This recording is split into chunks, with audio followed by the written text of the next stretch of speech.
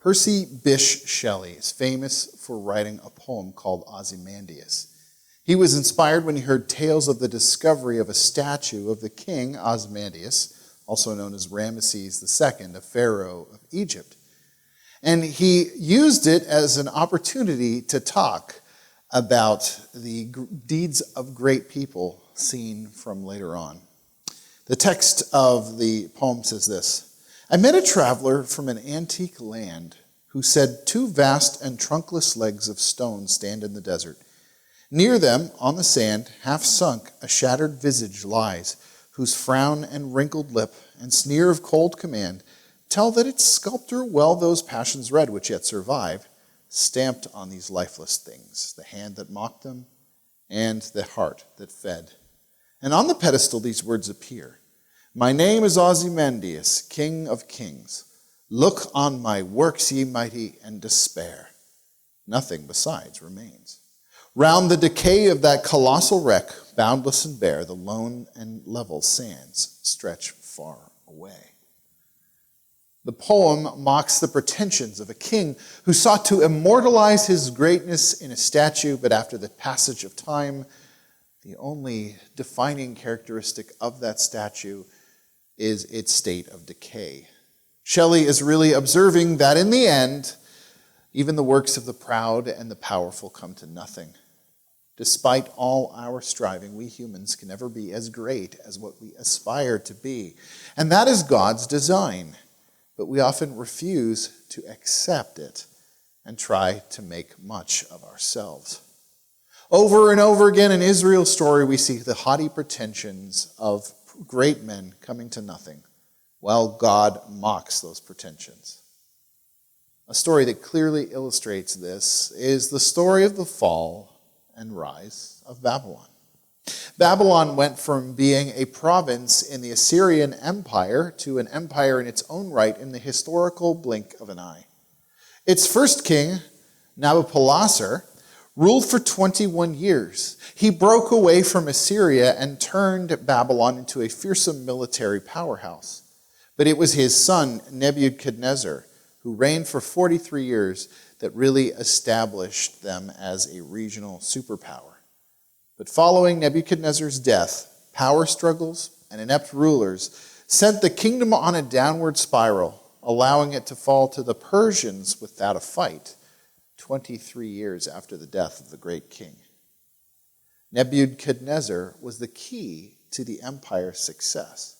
But in Daniel 4, we read a story about how God humbles him during his reign.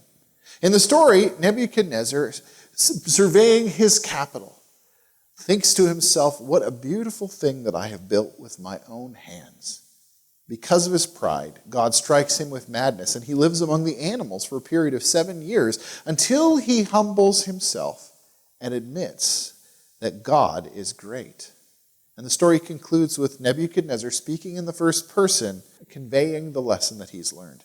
In Daniel 4:37, it says, Now I, Nebuchadnezzar, praise and exalt and glorify the King of heaven, because everything he does is right and all his ways are just.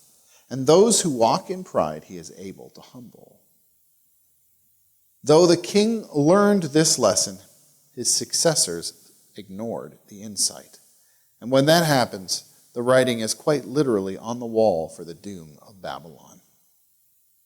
After Nebuchadnezzar's death, things got unstable.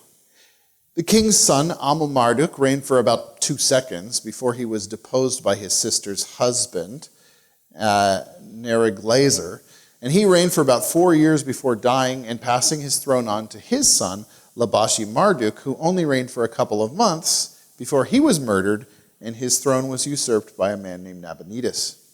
After Nabonidus had reigned a few years, he seems to have maybe lost interest in things, and he sort of checks out and spends most of his time hanging out in an oasis in Arabia, leaving his son Belshazzar in charge of day-to-day operations in Babylon, this steward who has pretensions of being a proper king. And this is the context of the story that we're actually going to focus on today as our main text, found in Daniel chapter 5. So starting in verse 1. King Belshazzar gave a great banquet for 1,000 of his nobles and drank wine with them. While Belshazzar was drinking his wine, he He gave orders to bring the gold and silver goblets that Nebuchadnezzar, his father, had taken from the temple in Jerusalem, so that the king and his nobles, his wives, and concubines might drink from them. So they brought in the gold goblets that had been taken from the temple of God in Jerusalem, and the king and his nobles, his wives, and his concubines drank from them. As they drank the wine, they praised the gods of gold and silver, bronze, iron, wood, and stone. Suddenly the fingers of a human hand appeared and wrote on the plaster of the wall near the lampstand in the royal palace. The king watched the hand as it wrote. His face turned pale, and he was so frightened that his legs became weak. That's a fancy way of saying he pooped himself. And his knees were knocking. What the text doesn't say is that Belshazzar must have realized before this that he was in trouble. His capital was surrounded by the Persian army, and so he throws a feast for his nobles. Maybe he's shoring up morale, or maybe they're just going to go out with a bang. Let's eat and drink, for tomorrow we die. We're not really sure. But he undoubtedly had too much to drink when he has a terrible idea. Now, when Nebuchadnezzar had captured Jerusalem, he looted the temple, taking its vessels, including these goblets of gold and silver, back to Babylon and putting them in the temple of his god, Marduk. The ancients believed that when one nation defeated another nation, the god of the victorious nation defeated the god of the conquered nation.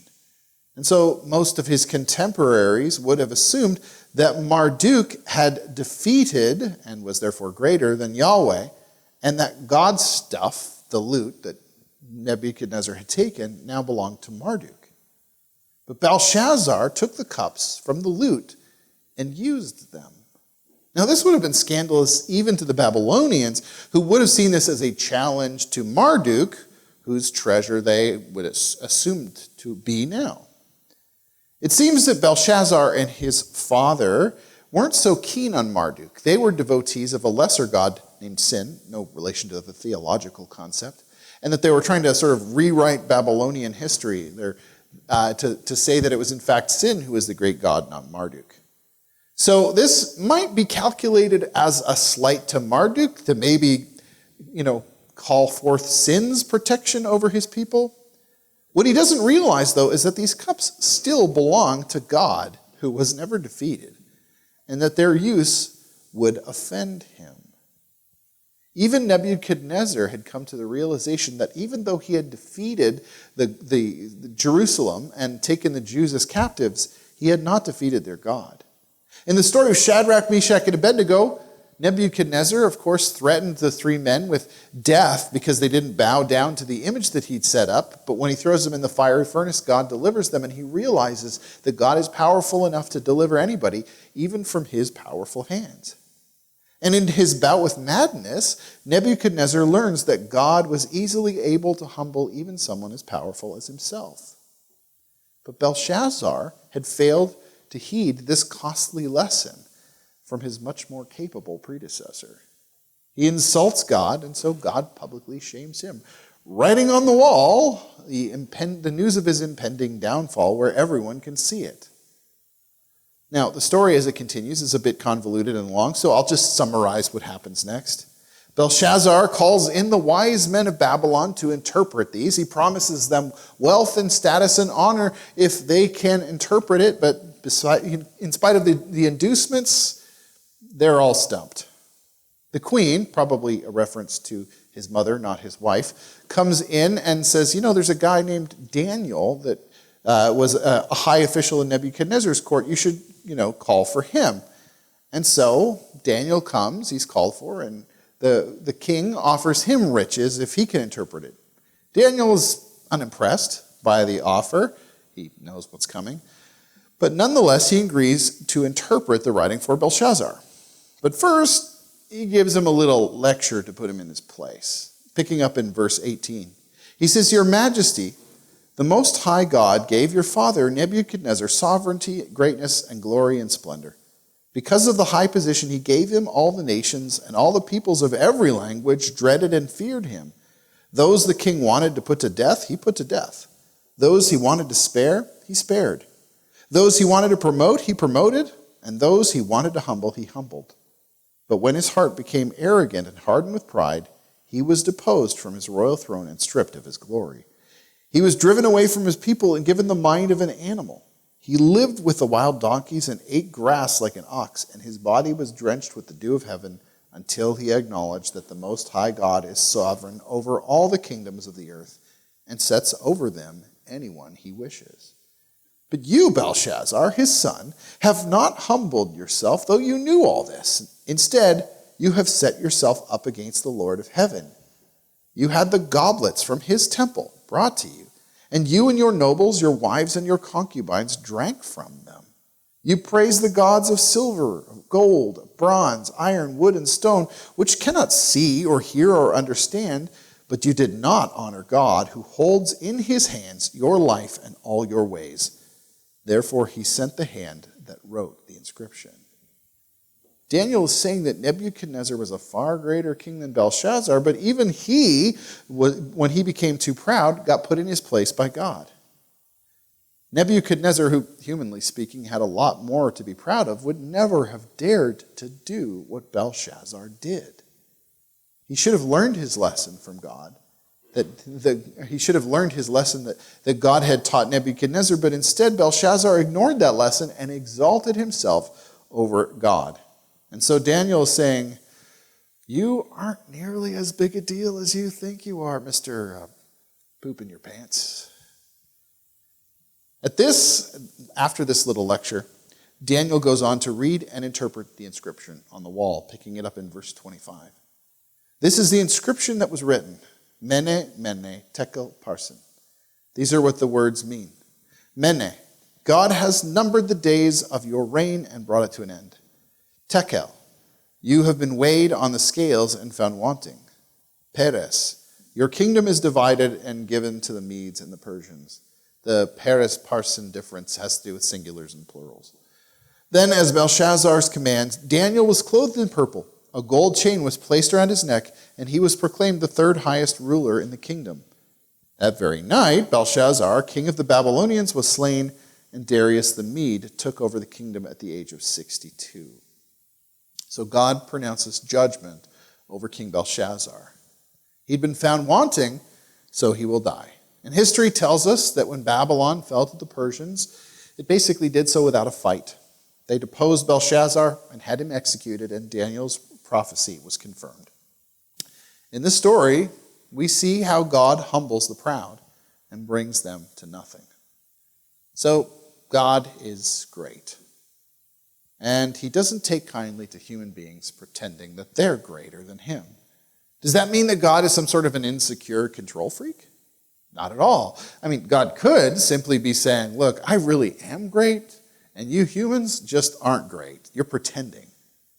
But while God will be justified in saying that, when he actually does reveal himself, coming in the flesh as Jesus of Nazareth, we see something very different. When God takes on flesh, he comes as a poor and humble man. This isn't God pretending to be humble. This is God showing us that he is humble. As Jesus says, if you've seen me, you've seen the Father. So God, who effortlessly put Nebuchadnezzar in his place, certainly has a right to be proud, but he isn't. If God is humble, it really wouldn't do for his people to be proud. Even though God demonstrates that true greatness is found in humility, we, his people, have a hard time humbling ourselves sometimes. Look at the contrast, for example, between Jesus, who exudes humility, and his disciples, who are really ambitious. One story really helps to illustrate the point. James and John, two brothers and two of Jesus' disciples, slyly asked Jesus for a favor. Jesus, when you come into your kingdom and your glory, can one of us sit on your right hand and the other on your left? In other words, when you come into and take the throne in Jerusalem, which is what they assume he's doing, we want to be your number one and number two. Can you do that for us? When the other disciples hear about the request, they're indignant, not because James and John have missed the plot and completely misunderstand what Jesus thinks, but because they want those positions too. So Jesus does undoubtedly a facepalm. Ugh.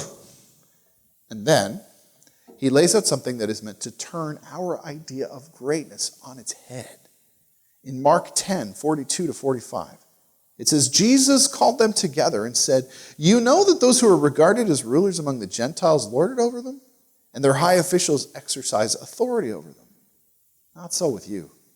Instead, whoever wants to be great among you must be your servant, and whoever wants to be first must be the slave of all. For even the Son of Man did not come to be served, but to serve and give his life as a ransom for many." So Jesus humbly serves, and he should be the standard by which we judge true greatness. This flies in the face of worldly greatness, where those who are considered great are those who dominate other people. Now, when Jesus talks about the leaders of the Gentiles, he undoubtedly has in mind people just like Belshazzar and Nebuchadnezzar.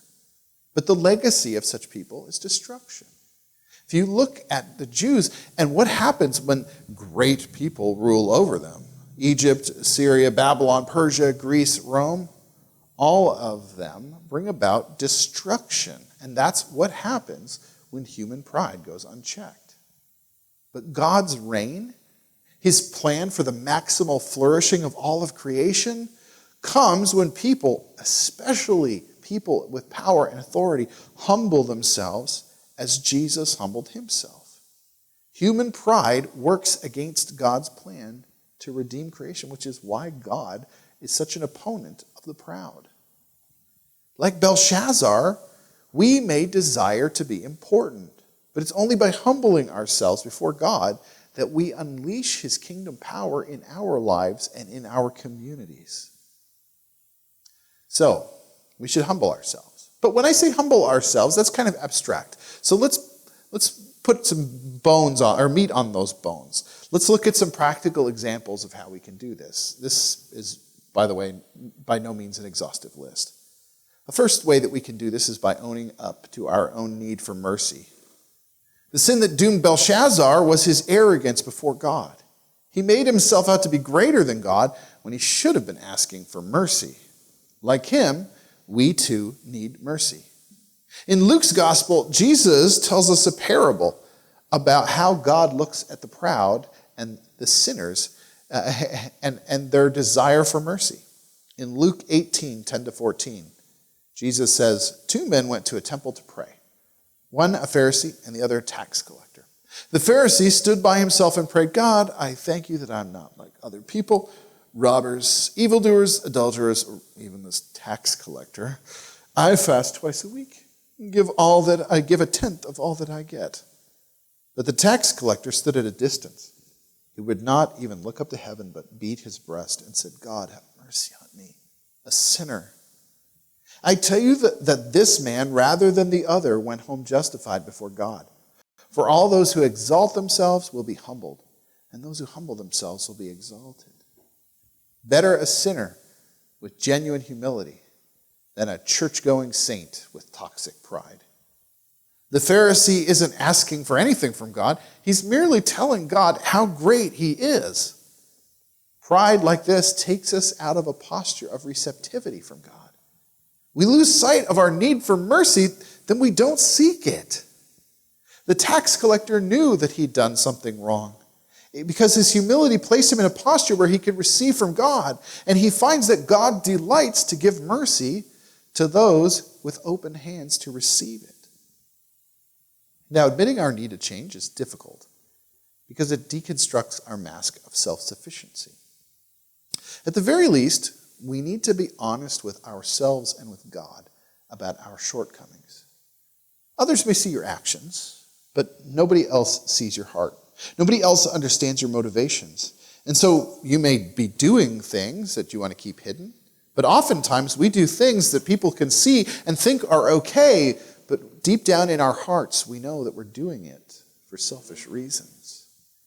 We need to admit why we do things and what we do before God. We also need to admit what we've done to other people. This doesn't mean that we need to go telling everyone who will listen our deepest, darkest secrets, but it does mean that we should find others to confess our sins to. There's something liberating about confessing our sin to another person and that other person being able to assure us of God's mercy. It also means that we should avoid wearing the mask of having everything all together. If you think about it, what happens if you have a church full of broken people who are surrounded by people pretending to be not broken people, even though they are? As an individual, we start to look around and say, am I the only person whose life is a mess? Am I the only person who's not well put together? But I can't let anybody know that I'm like that because they would reject me. If they're all so good and I'm not, I don't fit in. And so I just have to redouble my efforts and pretend that much more. And everybody has the same experience. And so pride leads us to become isolated, fearful, lonely, and fake. Let us remember that we are all broken. Another way that we can demonstrate proper humility is by treating others, especially those in places of weakness and powerlessness, the dignity that they deserve. As I said, we are all broken, but we are all bearers of God's image, so we all have inherent dignity. We must remember that there's nothing wrong with being humble and lowly. In fact, when God came in the flesh, he came as a poor man. Men like Belshazzar and Nebuchadnezzar achieved greatness, such as it is, on their ability to dominate other people, but Jesus demonstrates greatness in serving. When we realize and admit our wretchedness before God, it means that we see in others' weakness a reflection of our own weakness. And so by treating them with respect, we are admitting that we need God's mercy just as much as they do. So when we encounter weak and broken people, even when those people's weakness and brokenness is a consequence of their own foolish decisions, we should show them the respect that is due a bearer of God's image, rather than the contempt that we may be tempted to show them. The third way that we can demonstrate appropriate humility is to treat God with the reverence that he deserves. You know, the scientific revolution has meant that we see the world as far less mysterious and mystical than people did in ages past. This sense of mastery over the physical world that this creates reduces our capacity to perceive mystery and spirituality. And so our culture often has no notion of sacredness. So we see blasphemy, basically being irreverent towards God, and sacrilege, treating holy things with disrespect, is no big deal. In the Second Temple Jewish period, until today, Jews have been so worried about blasphemy that they no longer pronounce the name of God, not his proper name. Instead, they say Adonai, my Lord, or Hashem, the name. Now, maybe the Jews are taking things a bit far, but maybe we're not taking them nearly far enough. When we talk about God, is our conversation reverent or humble? If not, we must remember that God deserves our respect, even though this is deeply countercultural to us. And it's not just that God needs to be treated with appropriate respect, but things that are set apart for his worship also should be too. Belshazzar misused cups, but it was sacrilegious because those cups had been dedicated for use in God's temple. So he treated what was holy, set apart, as what was common. In the temple system, it was the curtain that separated what was holy from what was common. And the curtain was torn in two when Jesus died on the cross, showing us that God had redeemed all of creation, making everything set apart for his purposes. This means that the world that we live in and everything in it is now properly used to honor and worship God. We may desire to divide things up into religious things like church buildings and Bibles and everything else, and say, yeah, okay, we need to treat the church things respectfully, but everything else is basically available for us to use however we see fit. But if we understand that God is the king of the world, we understand that we should treat everything as a gift from God, used for his purposes in the world. For believers, this means that there isn't a sacred part of the world that belongs to God and a secular part of the world that belongs to somebody else. Instead, everything that we have and everything that we are belong to God. Our planet is a sacred trust given from God, and so we should steward it with care rather than treating it as something to exploit. Our abilities and our talents and our possessions and our time are all things that should be set aside for God and his purposes everything we have and everything we are belong to God. So to summarize all of this, pride is toxic. It can be the pride that leads kings to erect statues in their own honor, or it can be the pride that makes us want to make much of ourselves before other people and seek power and status. No one has reason to be proud except God, but God is humble. And if God is humble, how much more ought we to be humble? Belshazzar's actions show that though he thought he was pretty important, God thought otherwise. He was a mere human, lowly and sinful, and in need of God's mercy, which he would have received if he could have humbled himself to ask for it. Though we're not kings, we too can become arrogant like Belshazzar. And this places us in danger, because the arrogant heart is not receptive to the mercy that God freely gives. So instead, God invites us to humble ourselves and come to him, where we find mercy. I close with the words of Jesus. Come to me, all who are weary and burdened, and I will give you rest. Take my yoke upon you and learn from me, for I am gentle and humble in heart, and you will find rest for your souls. For my yoke is easy and my burden is light.